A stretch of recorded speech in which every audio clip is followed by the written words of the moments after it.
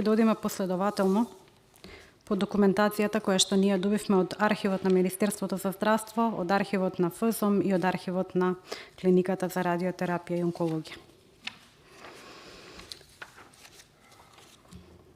На ден 18 декември 2020 година е стигнат допис од Министерството за здравство во кое што се бара да испрати клиниката спецификација на медикаменти која што ќе биде користена како техничка спецификација за двогодишната набавка. Одговорот се бара во краток интервал, односно за 3 дена. Клиниката за радиотерапија и онкологија доставува запис до Министерството со архивски број 03-2027/1 на 22 декември 2020 година. Дописот е проследен со спецификација која што е единствено подпишана од директор. На официјалното барање испратено до раководителите на сектори кои што всушност го представуваат стручниот колегиум, кој што според статут и според деловник требал да изготви, имаме празни листови. Нема никаков доставен материјал.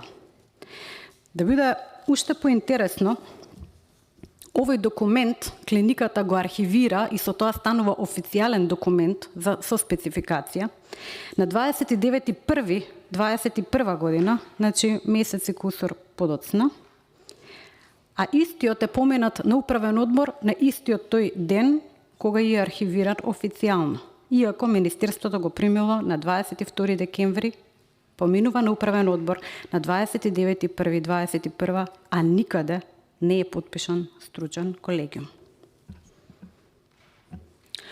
Сте пратиле допис до Министерство на 2.2.21 година, во кој што се повикувате на дописот од 29.1. со кој што Управниот одбор направил одлука да го предаде така наречено условниот буџет за групна набавка и се повикувате на истата таа архивирана спецификација. Значи, малце роковите првен се вон редот на нештата. Сега, рековте дека буџетот бил исклучително мал. Јас ви известувам дека на 29.1.2021 година со архивски број 05-211/7 од ФЗОМ сте добиле допис во кој што ве известуваме дека Управниот одбор на Фондот за здравствено осигурување на Македонија на седницата одржана на ден 26.1.21 донесе одлука за утврдување на договорните надоместоци за јавните здравствени установи за 21.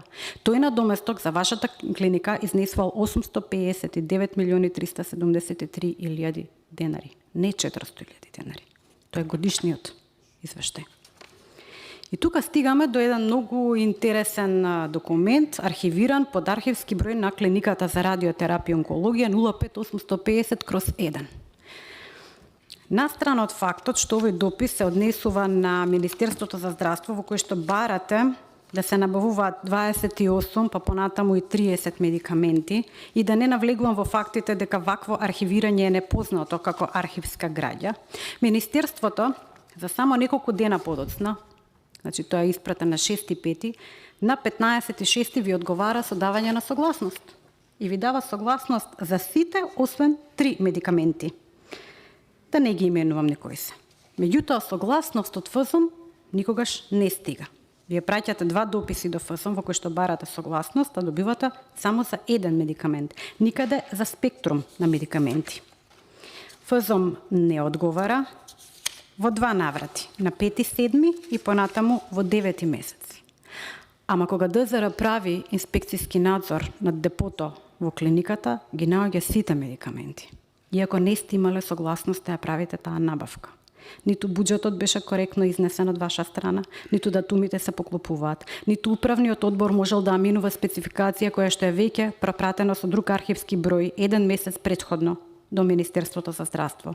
Нити стручен колегиум некаде се подпишал на таа техничка спецификација, ниту на било кој овдека, ниту пак на Државниот завод за ревизија, му е јасно како можело да стигне до таква спецификација, до набавка без согласност од ФЗОМ, а сепак медикаментите да се воде по на клиниката. Имате ли вие објаснување?